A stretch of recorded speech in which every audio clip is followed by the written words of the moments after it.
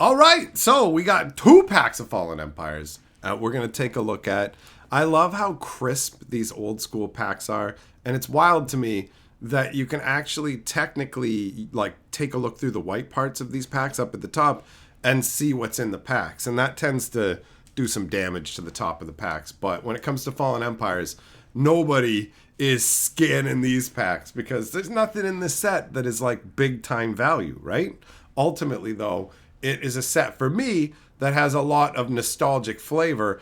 I loved it. This set ended up going on to be reviled by people because of the amount of repeats, and ultimately there not being a lot of like crazy banger cards, but the flavor on Fallen Empires is awesome, right? And they even have writing on the booster packs in tiny little black text, which is not the easiest to read.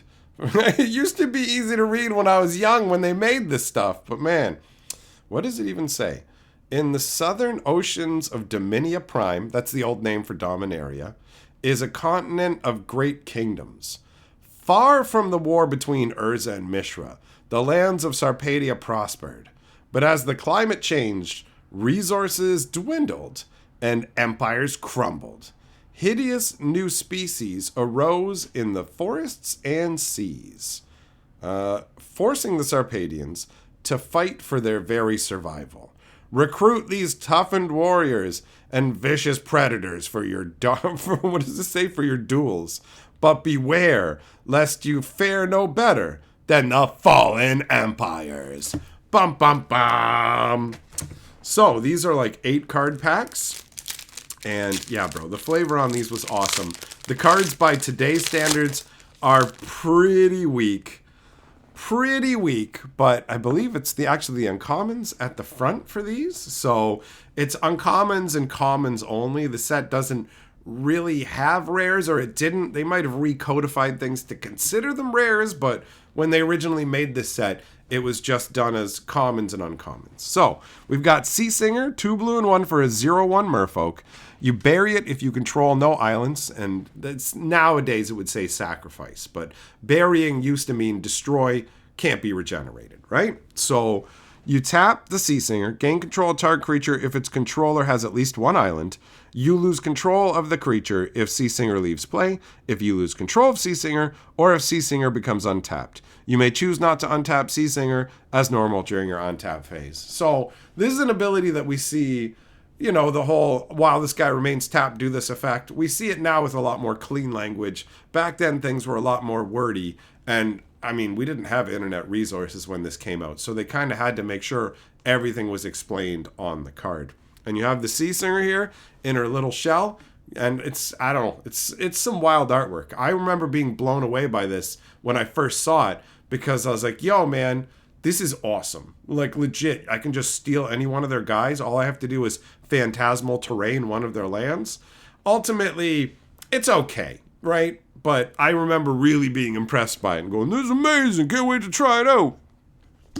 Orcish Captain. So orcs, pretty much for the longest time, only existed in Fallen Empires.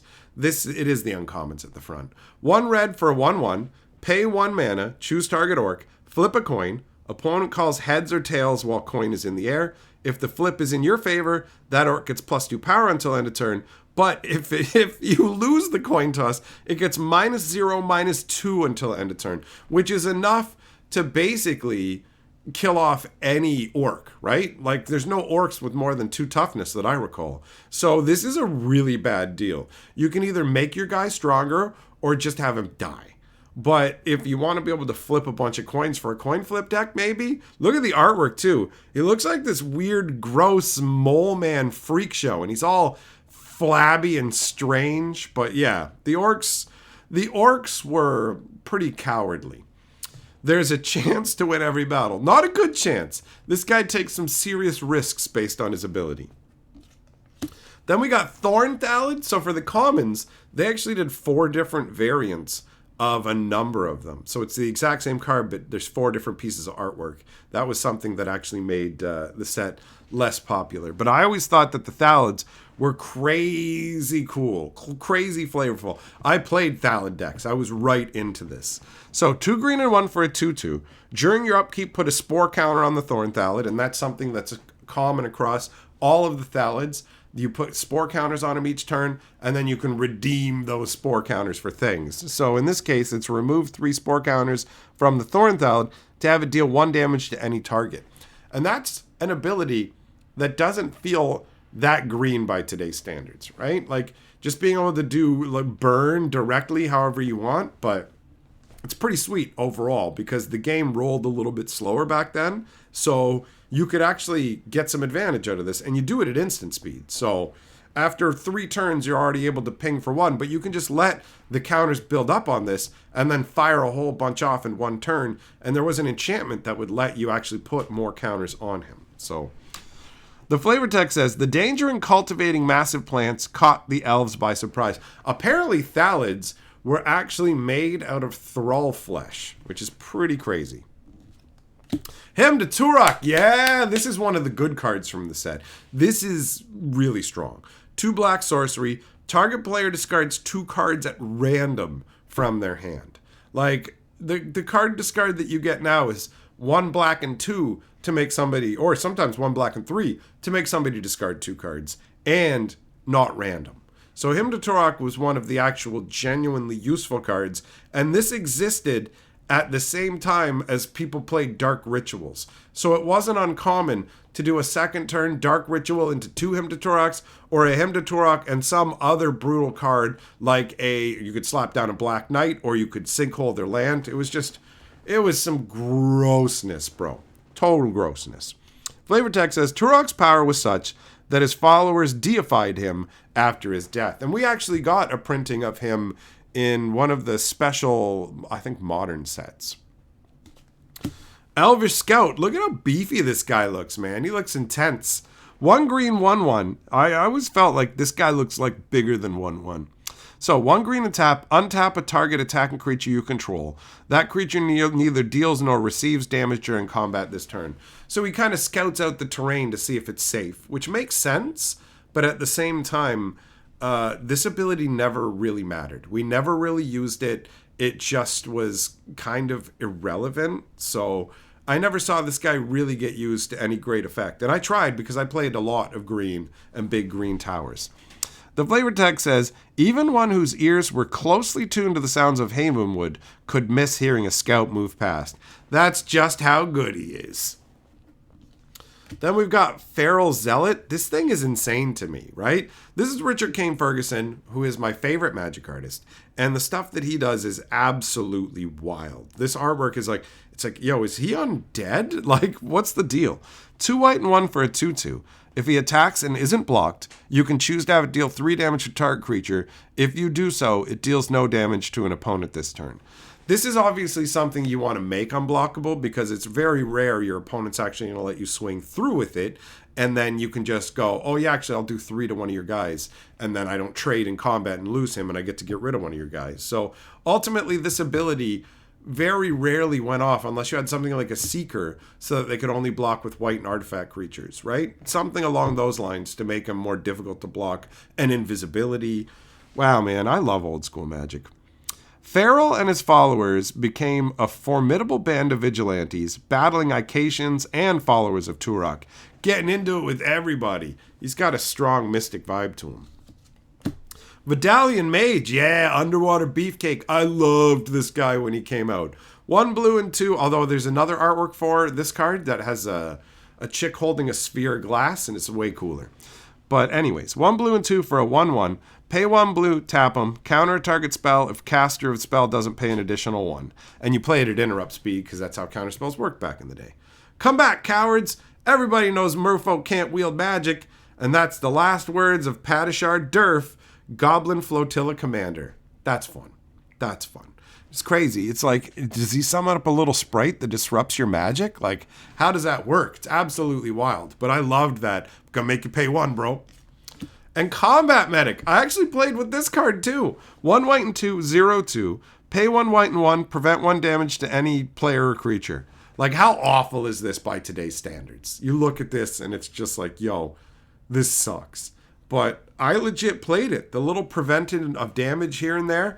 Like, we were all noobs. I never played this in a tournament. I played this, like, when playing with my friends before we got to the point where we started playing in tournaments. Without combat medics, Acacia would probably not have withstood the forces of chaos as long as it did. Like, look at this. This is such a weird piece of artwork. You got this strange beast. I'm the medical man. But, like, between them, they can't do anything. They have no ability to deal damage. That just felt strange to me. But ultimately, I love the memories from these old school cards. So let's crack in to the second pack as well and see what we've got in here. Oh, we're starting out with a Thrall. We're starting out with an Armor Thrall. So the Thralls were these sacrificial beasts literally bred to be sacrificed. 1 black and 2 for a 1/3. Tap it, sacrifice Armor Thrall to put a +1/+2 counter on target creature. They gave their lives to strengthen the Order's armies, until they declined this honor in favor of joining the Thrall Rebellion. And that's from Jorana Rur, Counterinsurgency Commander. That's pretty wild. It's like, hey, they were happy to serve us until they decided they didn't want to be sacrificed anymore. But look at them. You can see this body. If you took this, all these spikes and everything, you can see how you can get a +1/+2. But look at the posture of the thing. It's like it knows that it's going to be used for sacrifice. It's got that kind of like hunched, fearful looking back, almost like a child would kind of vibe, you know? Then we got Icacian Scout. 1 white for a 1/1. 1 and tap it. Target creature gains first strike until end of turn. Of course I'm not a spy. The enemy has spies. I'm a scout. Flavor text is fine. It's nothing amazing, but it's fine, right? So giving a guy first strike for 1 and tapping is okay, but this guy never really went anywhere. Never really saw him doing anything. Then we got Vidalian Soldiers. 1 blue and 1 for a 1/2. Stalwart soldiers, you stand against the Homerids for Vidalia and for honor. Your homeland cries out for protection, and the moment has come. Now let your valor shine, and sound the cry to battle. Victory to Vidalia. Man, there's one thing to be said about the whole, like, Wizards putting 1,000,000 abilities on cards. You have no more room for flavor text and world building. Although, paying 1 blue and 1 for a 1/2 is also very underwhelming, let's be real. But it does have some dope Richard Kane Ferguson artwork, so I'm down with that. Orcish Spy. 1 red for a 1/1. Tap it, look at the top 3 cards of target player's library, and put them back in the same order. This is a decent orc. Most of the orcs suck. This is a decent orc, and this guy saw a fair bit of play. Being able to look at what's coming in your deck, what's coming in your opponent's deck, super useful, right? It says, yeah, they're ugly. They desert in droves, and their personal habits are enough to make you sick. But I'll say this for orcs, they make great spies. And that's Irva Jur's daughter. So that's some nice world building, some nice flavor. And you can see he's like, I'm so happy. I got the information. I know where in the world Carmen Sandiego is. There we go. Brass Claw Orcs. Here's an example of Suckbag Orcs. 1 red and 2 for a 3/2. Cannot be assigned to block any creature of power greater than 1. A whole skin is worth 1,000 victories. And that's the Orcish veteran of the Battle of Montfort. I do like the fact that this really just goes, yeah, orcs are all talk, and they do not want to really get into combat unless they know they can win. They're more bullyish, right? And look at, I don't know, there's something goofy about the guy's helmet. He's got his own little cheap Wolverine claw. Mercine, 2 blue and 2. Put 3 net counters on it when it's brought into play. Target creature Mercine enchants is not untap as normal during its controller's untap phase as long as any net counters remain. As a fast effect, target creature's controller may pay the creature's casting cost to remove a net counter. So this just basically stuns a creature for as long as it's on it, right? But unlike new spells, where for like a blue and 2, you can permanently keep a creature tapped down, they can pay 3 times to get out of it. So, I mean, from a flavor perspective, it's them escaping from the net, but this is not a strong card. But you get the concept, it all comes together. You got a merfolk whipping his net, catching you in it, and then you got to struggle in it for a while, and you can't do nothing in the battle because you're stuck underwater, like Harry Potter was in that one movie. Goblin Kites. Oh, this is where the uncommons are. Wait, is it the opposite in the previous pack? Nope. Okay, weird. The uncommons are in the back of this one. Strange. Okay, Goblin Kites. 1 red and 1 for an enchantment. Pay 1 red. Target creature you control, which cannot have a toughness greater than 2, gains flying until end of turn. Other effects can be used to increase the creature's toughness afterwards. At the end of turn, flip a coin. Opponent calls heads or tails while coin is in the air. If the flip ends in opponent's favor, bury that creature. So 1 red to get flying, but a coin flip and the creature dies at the end of turn. And you can only use it on creatures that have toughness 2 or less. Pretty straightforward idea, but not a great card. Not a great card. Oh, Delif's Cube! I remember thinking this was awesome. 1 mana, artifact, 2 and tap. If target creature you control attacks and is not blocked, it deals no damage to an opponent. Instead, put a cube counter on Delif's Cube.